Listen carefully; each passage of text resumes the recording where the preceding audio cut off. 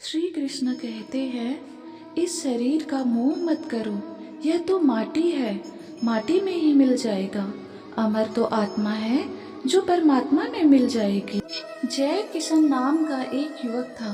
वो स्वभाव का अच्छा और शांत व्यक्ति था। उसका अच्छा सा परिवार था जिसमें उसके माता पिता, पत्नी और 2 बच्चे थे। सभी से वो बेहद प्यार करता था। जय किशन सभी पर दया भाव रखता था और जरूरतमंद लोगों की सेवा करता था। वो किसी को दुख नहीं पहुंचाता था। वो श्री कृष्ण का भक्त था। एक दिन जय किशन के पिता की तबीयत अचानक खराब हो जाती है और वो उन्हें अस्पताल ले जाता है। उसने सभी डॉक्टर्स के आगे हाथ जोड़े और अपने पिता को बचाने की मिन्नतें की, किंतु डॉक्टर्स ने उससे कहा कि वो ज़्यादा उम्मीद नहीं दे सकते और सभी ने उसे भगवान पर भरोसा रखने को कहा। किशन को तभी याद आया कि मैंने तो श्री कृष्ण भगवान की बड़ी लगन से सेवा की है, वो जरूर मेरा सुनेंगे। वो तुरंत श्री कृष्ण के मंदिर में जाता है और वहां जाके भगवान से कहता है कि आप मेरे पिता को बचा लो। तभी मंदिर में उसकी बात एक पुजारी सुन रहे थे। पुजारी उसे कहते हैं कि बेटा, ये तुम्हारे पिता की मृत्यु का होना ना होना भगवान के हाथ में नहीं है। अगर मृत्यु का समय होगा तो होना तय है। जय किशन ने ये सुनते ही पुजारी से लड़ना शुरू कर दिया और वो गुस्से में उन्हें कोसने लगा। वो पुजारी से कहता है कि आप मेरी मदद करने के बजाय मुझे उल्टा सीधा बोल रहे हो। तभी पुजारी को लगता है कि अब मुझे उसे मेरे तरीके से समझाने का समय आ गया है। पुजारी जय किशन से कहता है कि मैं तुम्हारी मदद कर सकता हूँ, लेकिन तुम्हें इसके लिए एक काम करना पड़ेगा। क्या तुम एक कार्य करने के लिए तैयार हो?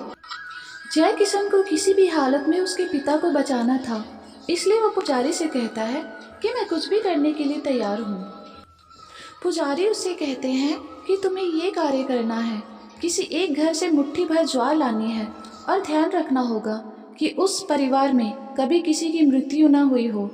अगर तुमने ये कार्य पूर्ण कर दिया तो समझो तुम्हारे पिताजी बच गए। जय किशन बिना कुछ देखे समझे तलाश में निकल पड़ा। उसने कई दरवाजे खटखटाए। लोगों के घर में ज्वार तो थी, लेकिन ऐसा कोई घर नहीं था जिनके परिवार में किसी की मृत्यु ना हुई हो। किसी के दादा, किसी के पिता, किसी का भाई, तो किसी की माँ, तो किसी की बहन की मृत्यु हो गई थी। पूरा दिन भटकने के बाद जय किशन को ऐसा एक भी घर नहीं मिला जिसके घर में किसी की मृत्यु न हुई हो। आखिर वो थकते हुए पुजारी के पास आया और उसे इस बात का एहसास हुआ कि मृत्यु एक अटल सत्य है और इसका सामना सभी को करना होता है। मृत्यु से कोई भाग नहीं सकता है। वो अपने व्यवहार के लिए पुजारी से क्षमा चाहता है और निर्णय लेता है कि जब तक उसके पिताजी जीवित हैं वो उनकी सेवा करेगा। कुछ दिनों बाद जय किशन के पिता की मृत्यु हो जाती है और वो स्वर्ग चले जाते हैं।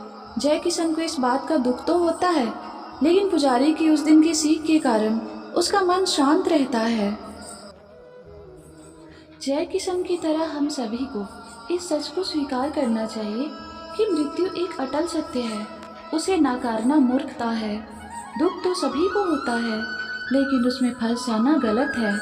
ऐसे सच को स्वीकार कर आगे बढ़ना ही जीवन है। तो दोस्तों, हमारी आज की वीडियो आपको अच्छी लगी तो इस वीडियो को लाइक करें और हमारे चैनल को सब्सक्राइब करें। आप सब अपना ख्याल रखें। तो मिलते हैं नेक्स्ट वीडियो में। जय श्री कृष्ण।